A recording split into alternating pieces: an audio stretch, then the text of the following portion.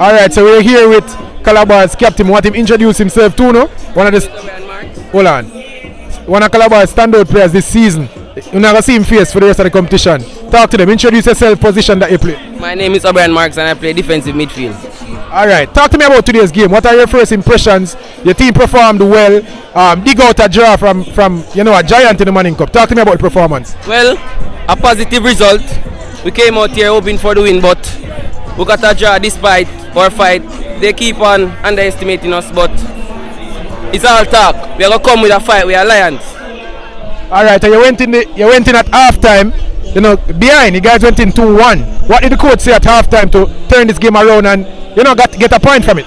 You know that Andrew Price can give you a positive talk, but it wasn't so pretty. We'd have to man up a game and come again.